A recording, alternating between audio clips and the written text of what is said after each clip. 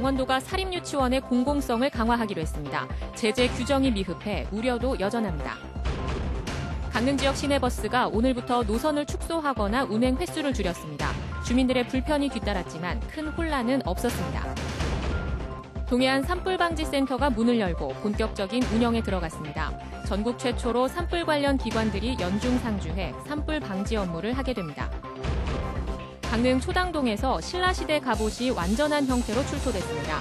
삼국시대 강릉의 지정학적 위치를 가늠하는 중요한 학술 자료로 평가받고 있습니다. 여러분 안녕하십니까? 뉴스데스크 강원입니다. 요즘 사립유치원 사태로 아이들이 학습권을 침해받지는 않을까 걱정하는 학부모들이 많습니다. 교육당국이 공공성 강화 대책에 나섰지만 규정이 미흡해 정책 추진에 한계가 있다는 지적입니다. 이재규 기자가 보도합니다.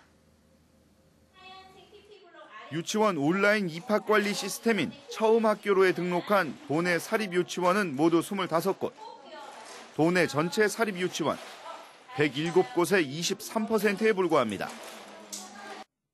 아직까지 폐원을 신청한 도내 사립유치원은 한 곳도 없습니다.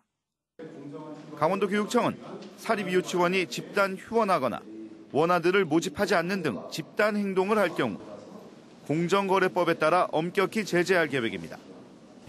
학부모님들의 전원 동의가 필요한 부분인데 동의를 받지 않고 했다고 하면 그 불법입니다. 그런 경우에는 고발 조치를 할 계획이고 강경하게 대응할 계획입니다. 감사 주기도 4년에서 3년으로 단축하고 유아교육 공공성 강화 추진단장의 직급도 한 단계 상향하기로 했습니다. 최우선 과제로 유치원 공영성 강화 대책을 추진하기로 했습니다. 2022년까지 공립유치원 취원율을 현재 37%에서 50%까지 늘릴 계획입니다. 강원도 교육청도 교육부의 확대 정책 방안에 맞추어서 저희도 공영형 사립유치원과 학급 증설 방안에 대해서 모집을 할 예정입니다. 하지만 기존에 나왔던 대책과 별다른 것이 없고 공립유치원 취원율 확대는 단기간에 완성되기 어렵다는 한계점을 가지고 있습니다. 특히 현행 제재 규정도 미흡해 회계 부정이 적발돼도 반납 명령밖에 별다른 조치를 할 수 없습니다. 교육당국의 대책이 효과를 볼지 실패할지 유치원 입학 시즌은 이달과 다음 달 안에 결판이 날 것으로 보입니다. MBC 뉴스 이재규입니다. 근로시간 감축 등의 여파로 강릉 지역 시내버스가 오늘부터 축소 운영되고 있습니다. 동해와 삼척 지역 시내버스도 운행 횟수가 줄고 일부 노선은 폐지됐습니다. 배현환 기자입니다. 강릉의 한 시내버스 정류장. 시민들이 시내버스를 기다리고 있습니다. 정류장에는 버스 운행 횟수가 줄어들고 일부 노선이 폐지된다는 안내문이 붙어 있습니다. 시내버스 운전기사의 근로시간 단축 등의 여파로 시내버스 운행 횟수가 줄거나 노선이 아예 폐지된 경우도 있습니다. 강릉시는 전체 111개인 시내버스 노선 가운데 영동대와 안목을 오가는 214번 버스 등 13개 노선을 폐지했습니다. 강릉 원주대와 안목을 오가는 200번 버스 등 상당수 구간의 운행 횟수도 함께 줄었습니다. 동해시도 22개 노선이 줄었고 삼척시도 일부 구간 운행이 축소됐습니다. 버스 운행이 줄자 시민들의 불편도 뒤따랐습니다. 타려고 하는데 열차가 없어요. 그리고 지금 이렇게 한없이 기다리고 있어요. 불편하죠. 많이 불편하죠. 버스 운행이 줄어든 지역에는 시민 불편을 줄이기 위해 희망택시 운행 등 긴급 대책이 마련됐습니다. 상황실은 저희 직원이 아침 5시부터 나와서 혹시 버스가 없어진지 모르고 나왔던 분들이 불편한 그런 민원이 있으면 바로 희망택시를 연결해주는 그런 역할을 하고 있습니다. 속초시도 시내버스 회사와 노선 축소 운행과 관련된 협의를 진행하고 있습니다. MBC 뉴스 배현환입니다. 동해안의 대형 산불을 최일선에서 막기 위한 동해안 산불방지센터가 문을 열었습니다. 전국 최초로 관련 기관들이 연중 상주하며 산불 방지 업무를 하게 됩니다. 김인성 기자입니다.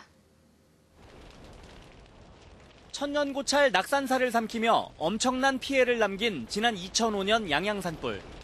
당시 산불 진화일기 출동에만 6단계의 결재가 진행돼 불이 커졌다는 게 알려지며 비난을 샀습니다. 결국 이듬해 봄철 대형 산불을 막자며 동해안 산불관리센터가 탄생했지만 봄철에만 운영되는 한시적 기구였습니다. 또 명확한 컨트롤 타워가 없다 보니 제대로 협업이 이루어지지 못해 출발부터 삐걱댔습니다.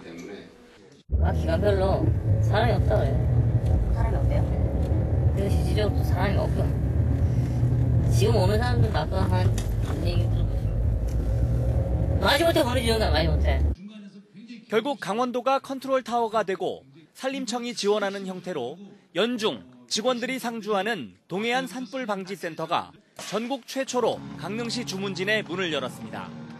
오는 2021년 강릉 지역에 새 청사를 마련할 때까진 임시 청사를 쓰게 되는데 산림청이 청사 건립에 필요한 47억 원을 부담하고 건립 이후까지 지원하기로 했습니다.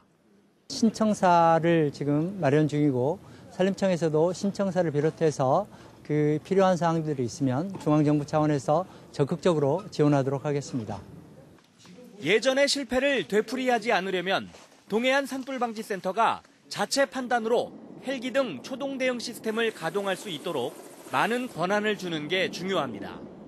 통합 지휘권을 확보해서 시군에 있는 그 자원들을 저희가 직접 관리해서 집중 투입할 수 있는, 그러니까 뭐 삼척이라든가 동해 또는 뭐 강릉에 국한하지 않고 관할 구역을 넘어서는. 잊을만 하면 되풀이되는 끔찍한 동해안의 대형 산불이 앞으로는 사라질지 기대됩니다. MBC 뉴스 김인성입니다. 다음 뉴스입니다. 강릉시 초당동 하수관로 정비 사업장에서 토기와 장신구 등 신라시대 유물이 출토됐습니다. 특히 목광묘의 흔적과 함께 철로 된 갑옷이 나오면서 삼국시대 강릉이 지정학적으로 중요한 곳이었음을 나타냈습니다. 황병춘 기자입니다. 강릉시 초당동의 하수관로 정비 사업장입니다. 1m가량 도로를 파낸 곳에서 옛날 유물이 나왔습니다. 흔적만 남은 나무관 안에서 철로 된 갑옷이 발견됐습니다. 몸통을 보호하는 부분과 목 가리개, 어깨 가리개가 확인됩니다. 4세기 신라시대 장수의 것으로 추정됩니다. 신라가 이쪽 영동 지방을 점령하는 데 있어서 아마 그 유력자의 아니면 그 세력가의 그런 갑옷이 아닐까 그렇게 추정을 하고 있습니다. 또 토기 10여 장과 항아리 3개, 금 귀걸이 2개, 손칼 1점도 나왔습니다. 경주와 영남 지방이 아닌 곳에서 조각들을 이어붙인 갑옷인 찰갑이 완전한 형태로 출토된 것은 처음입니다. 이미 신라가 이 지역을 4세기 중반 후반대에 점령했던 것으로 확인되는 중요한 유물들이 이번 그 고분에서 확인이 되었습니다. 한편 초당동은 청동기, 철기, 삼국시대에 이르는 주거지와 고분 등이 분포하고 있어 사적 제490호로 지적돼 있습니다. 강릉시는 문화재 굴착 조사를 확대하는 한편 출토된 유물을 시립박물관에 전시하는 방안을 추진할 계획입니다. MBC 뉴스 황병춘입니다. 네. 폐강 지역 대체 산업 육성 방안으로 정선구는 사북 지역을 빛으로 깨어난 도시로 고안 지역엔 야생화 추리 극장을 조성하고 있습니다. 고안 지역에서 처음으로 대규모 추리 대회가 열려 폐광 지역 대체 산업의 첫 단추를 꿰었습니다. 홍한표 기자가 다녀왔습니다. 의문의 살인 사건이 벌어진 현장. 참가자들은 제각각 수사관이 되어 용의자들을 상대로 단서를 포착해 범인을 찾아갑니다. 놓치면 일단 큰일 난다는 걸 알게 됐고요. 그다음에 경험들이 쌓이고 그래서 수사의 기초가 되잖아요. 그런 게 쓰레기통이나 작은 남들이 생각하지 못하는 곳에 들어갔을 때 그런 데서 좀 더 얻는 게 많다고 느꼈어요. 학생들은 추리력을 발휘하는 한편 팀을 꾸려 문제를 해결하며 협동심을 키웁니다. 거리 곳곳에 붙어있는 퀴즈를 풀면 이곳 힌트 상점에서 단서를 살 수 있습니다. 고안읍 야생화 추리극장 사업의 시작으로 전국 청소년 추리대회가 처음 열렸습니다. 노하우가 뭐고 우리가 앞으로 고쳐야 될 점, 개선해야 될 점 이런 모든 것을 종합적으로 검토를 해보자 해서 이 대회를 추진하게 되었습니다. 강원랜드 배후 지역인 고안과 사북의 침체가 이어지자 정선구는 폐광 지역 대체 산업으로 고안읍 일대를 야생화 단지로 만들고 폐 열차를 활용한 방탈출 게임장과 구공탄 시장의 추리극장 등 다양한 사업을 준비하고 있습니다. 강원랜드에서는 어른들만의 카지노 게임을 산 아래 고안읍에서는 남녀노소 누구나 즐길 수 있는 추리 게임을 개발하는 것이 저희들 추리극장의 본 프로그램입니다. 사북 지역은 빛으로 깨어나는 도시를 주제로 주민들이 적극 참여하는 폐광 지역 대체 산업을 벌일 계획입니다.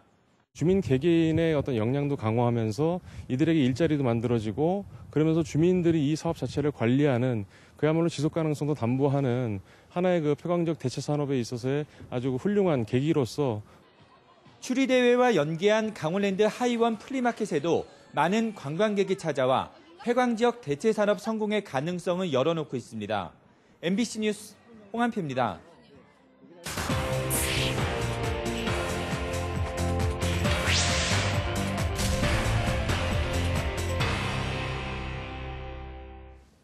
강원도가 주요 암이나 만성질환자가 많은 지자체인 것으로 나타났습니다. 국민건강보험공단이 발간한 2017 지역별 의료 이용 통계 연보를 보면 인구 10만 명당 도내 주요 암 질환자는 간암 187명, 폐암 202명, 대장암 355명, 유방암 351명, 자궁암 61명으로 전국 시도 가운데 5위 안에 들었습니다. 만성질환도 고혈압 환자가 10만 명당 16,400명으로 가장 많았고 당뇨 7,300여 명, 관절염 14,000여 명이었습니다. 작년 한 해 도내에서는 139만여 명이 진료를 받았고 2조여 원의 진료비가 지급됐습니다. 강원도 내 무허가 미등록 야영장 19곳이 적발됐습니다. 강원도와 도내 18개 시군은 인터넷 포털에 야영장 정보를 토대로 현장 단속을 벌여 미등록 19개 야영장을 적발해 벌금 6건과 등록 권고 6건, 폐쇄 1건 등의 행정 조치를 내렸다고 밝혔습니다. 지역별로는 원주가 6곳으로 가장 많고 양양 5곳, 영월 3곳, 강릉 1곳 등으로 나타났습니다. 2018 강릉 아시아태평양 컬링 선수권 대회가 오는 3일부터 10일까지 8일간 강릉 컬링센터에서 열립니다. 우리나라는 서울시청 남자팀과 춘천시청 여자팀이 참가하는 등 중국과 일본, 홍콩 등 모두 9개 나라 16개 팀이 출전해 기량을 겨룹니다. 이번 대회 1, 2위 팀은 내년 세계 컬링 선수권 대회 출전 자격을 받습니다. 컬링 종목은 평창 동계올림픽 당시 여자 대표팀이 영미 신드롬을 일으키며 선전해 은메달을 땄습니다.